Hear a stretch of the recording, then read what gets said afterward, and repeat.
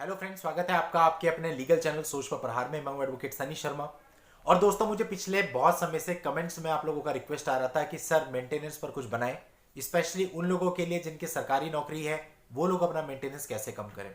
दोस्तों, मैं दोनों की बात करता हूं, चाहे प्राइवेट नौकरी हो आपकी, चाहे सरकारी नौकरी हो। ये जो सवाल है दोनों के लिए बड़ा अहम होता है कि हम अपने मेंटेनेंस को कैसे कम कराएं। देखिए दोस्तों, जहाँ आपकी प्राइवेट नौकरी होती है वहाँ फिर भी आप थोड़ा बहुत कर सकते हैं, क्योंकि जो प्राइवेट नौकरी होती है वहाँ पर दोस्तों सैलरी अप डाउन होती रहती है। आप ऊंची पोजीशन में भी होते हैं, नीची पोजीशन में भी होते हैं, और कई सारी चीज़ें होती है जो आप अपने अनुसार मैनेज कर सकते हैं। लेकिन दोस्तों, सरकारी नौकरी में ऐसा नहीं है। जो सैलरी आपको आ रही होती है वो ऑन रिकॉर्ड होती है और उसको छुपाया नहीं जा सकता है। तो दोस्तों, प्राइवेट नौकरी हो आपकी या सरकारी नौकरी हो, जो मैं चीज़ें आपको बता रहा हूँ वो दोनों को ही काम आने वाली हैं।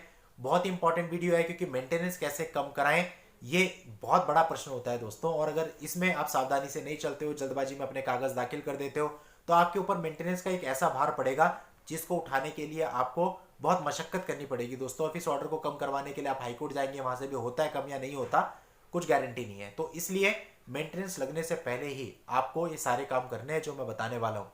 तो ध्यान से इस वीडियो को देखना है, समझना है और लाभ उठाना है। और यदि आपने अभी तक इस चैनल को सब्सक्राइब नहीं किया है तो चैनल को सब्सक्राइब करके नोटिफिकेशन बेल पर जरूर क्लिक कर लें, क्योंकि आप लोगों के लिए इस प्रकार के वीडियो मैं हर रोज लेकर के आता रहता हूं। तो चलिए दोस्तों, समझते हैं एक एक करके कैसे कैसे आपको करना है। सबसे पहले दोस्तों, आपके पास यदि कोई ऐसे प्रूफ है जो आपको कोर्ट में देने हैं, मीन्स देखो दो स्थितियां दी गई हैं। यदि आपकी पत्नी एडल्ट्री में रह रही है तो वो मेंटेनेंस आपसे लेने की अधिकारनी नहीं होती है, या आपकी पत्नी आपको खुद से छोड़ के गई है तो भी वो मेंटेनेंस लेने की अधिकारनी नहीं होती है। लेकिन दोस्तों, ये चीजें प्रूफ नहीं हो पाती। तो कुछ मामले ऐसे होते हैं जिनमें आपके पास इसके प्रूफ होते हैं। लेकिन मेंटेनेंस के केस में तरीका यह है कि पहले अपने प्रूफ वो सबमिट करेगा जिसने कंप्लेंट की है, तो यानी वाइफ सबमिट करेगी। उसके बाद इंट्रीम लग जाएगा, तो जब तक आपके प्रूफ का नंबर आएगा तब तक तो ऑलरेडी इंट्रीम बन चुका होगा। तो ऐसे केस में दोस्तों, यदि आपके पास ऐसे कोई प्रूफ है जिससे अप्रूफ का मतलब कोई ढंग के प्रूफ हो, यह नहीं कि आपने किसी लड़के के साथ उनकी फोटो खींच ली और आप कह रहे हैं एडल्ट्री में, ये कोई एडल्ट्री नहीं हुई।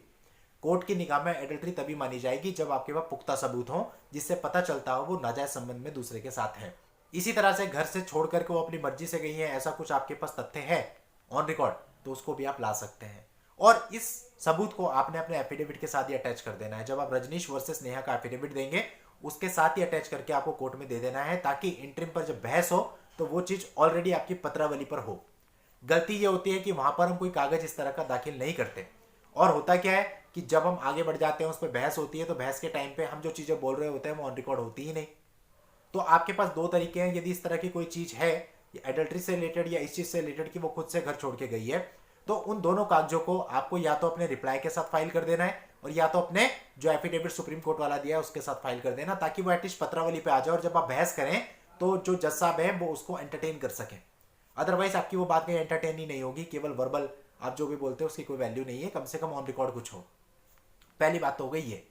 दूसरी बात दोस्तों, जब हम एफिडेविट देते हैं वहां पे हम अपनी सैलरी दिखाते हैं। अभी आज ही इससे पहले मैंने एक वीडियो बनाया है कि एफिडेविट में आप कैसे कैसे सब कुछ दिखाएंगे। अगर आपने अभी तक भी वो वीडियो नहीं देखा है तो इस वीडियो के एंड में एंड स्क्रीन पर आपको उसका लिंक मिल जाएगा, आप उसे देख लें। तो दोस्तों, वहां पर आपको देखना है, देखो एक तो आपकी सैलरी होती है जो टोटल है, फिर उसके बाद कई सारे तो सरकारी डिडक्शन होते हैं। वो सारे कटने के बाद आपको जो सैलरी मिलती है, नेट सैलरी जो आपकी होती है वो, यानी जो सैलरी आपके बैंक में आ रही है वो, उस पर आपका बेसिकली मेंटेनेंस बनना होता है। अब दोस्तों, वो जो सैलरी है उसमें से भी ऐसा हो सकता है आपके ऊपर कोई लायबिलिटीज हो। देखो, जैसे कई बार होता है आपके ऊपर कोई पर्सनल लोन होता है, कई बार होता है होम लोन होता है, कई बार होता है कार लोन होता है, कई बार होता है लोन अगेंस्ट प्रॉपर्टी होता है।